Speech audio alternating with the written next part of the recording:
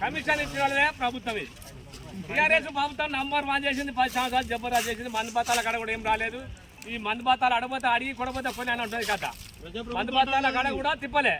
ఈ అమ్మి పంట పండించడానికి మాకు పంట పండించడం కన్నా ఈ అమ్ముతానికి మాకు తిప్పలు అవుతాను.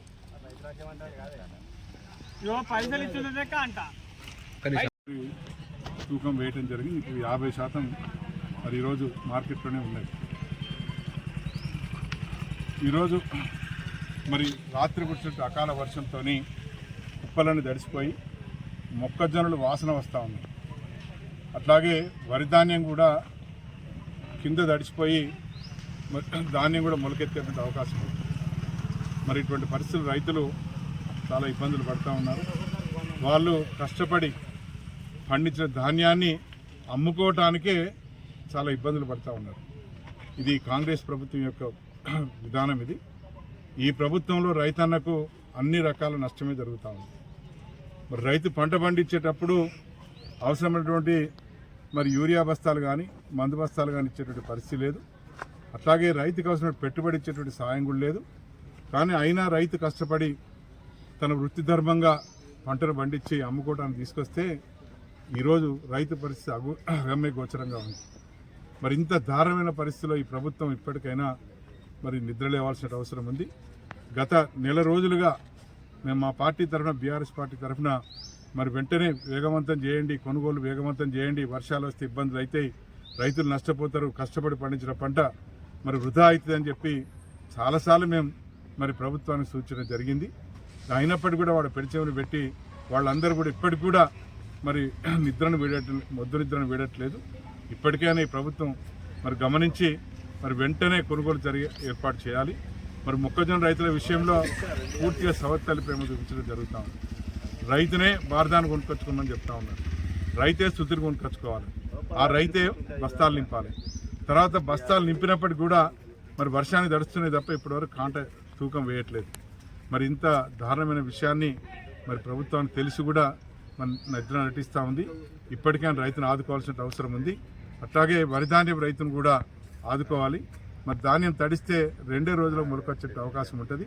మరి ఇప్పటికి చెప్తా ఉన్నారు మరి తడిసిన ధాన్యం కొంటాం లేదా మొలకొచ్చినా కొంటామని చెప్తా ఉన్నారు. కానీ ఇక్కడ జరుగుతున్న విషయం వేరు. ఇవాళ మరి ఇప్పుడు చూసినట్టయితే చిరిగిన బస్తాలు ఇచ్చినారు. ఆ చిరిగిన బస్తాల్లో కొంతమంది 35 కిలోలు పెడతా ఉన్నారు, కొంతమంది 38 కిలోలు పెడతా ఉన్నారు, కొంతమంది 39 కిలోల తూకం పెడతా ఉన్నారు. అంటే ఇది మరి రైతుకు మరి పూర్తి ఎంత తూకం వచ్చింది, ఎన్ని క్వింటాలు అయినాయి అని ఆ మిల్లర్ యొక్క దయాదాక్షిణను బట్టే ఉంటుంది. మరి వాస్తవంగా రైతులు చెప్తా ఉన్నారు ఇప్పటికీ మరి 1 కిలో 41,600 పెట్టాల్సింది 40,600 పెట్టాల్సింది 41,600 పెడతా ఉన్నారు. ఇక్కడ అట్లాగే తరువు కింద 1 కిలో తీసేస్తూ ఉన్నారు. మరి ఈ రకంగా మరి ఒక్కొక్క బస్తాకు 2 కిలోలు 2.5 కిలోలు నష్టం జరిగితే 1 క్వింటాల్కు దాదాపుగా 5 కిలోల నుంచి మరి 6 కిలోల వరకు నష్టం జరిగే అవకాశం ఉంది. మరి ఇవన్నీ కాకుండా మిల్లర్ మరి తన ట్రక్ షీట్లో కూడా మార్పులు చేసి దాన్ని కూడా తగ్గించి ఏర్పాటు చేస్తూ ఉన్నారు. మరి ఇవన్నీ ప్రభుత్వానికి తెలిసి కూడా తెలియని నటిస్తూ ఉంది. మరి ఇప్పటికైనా ఆ మిల్లర్లపై చర్య తీసుకొని మరి ఇటు రైతుకు నష్టం కాకుండా చూడాలని చెప్పి మేము బీఆర్ఎస్ పార్టీ తరఫున డిమాండ్ చేస్తూ ఉన్నాం. ఆ మిల్లర్లు మరి ఇట్లా పూర్తిగా న్యాయవంచన చేస్తూ రైతును మోసం చేసి రైతు యొక్క ఇరకాటమైన పరిస్థితిలో వర్షాన్ని దర్శినటువంటి పరిస్థితిని బట్టి మరి రైతును మోసం చేసే అవకాశం ఉంది. మరి తడిసిన ధాన్యమైనా అది మొలకెత్తిన ధాన్యమైనా కేవలం 40 కిలోల 600 మాత్రమే తూకం వేసి మరి దాన్ని వెంటనే మరి దాన్ని తరలించాల్సిన అవసరం ఉంది.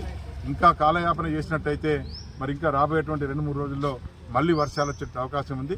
రైతులు పూర్తి స్థాయిలో దెబ్బతిని మరి వాళ్ళు అరిగోసపడేటువంటి పరిస్థితి ఉంటుంది. కనుక మరి ప్రభుత్వం వెంటనే మేల్కొని ఆ రైతును మరి ఆదుకోవాలని చెప్పి ఈ పంట వరి ధాన్యం కానీ మొక్కజొన్న ధాన్యం కానీ దాన్ని పూర్తి స్థాయిలో కొనుగోలు చేయాలని చెప్పి మా బీఆర్ఎస్ పార్టీ తరఫున మేము డిమాండ్ చేస్తూ ఉన్నాం.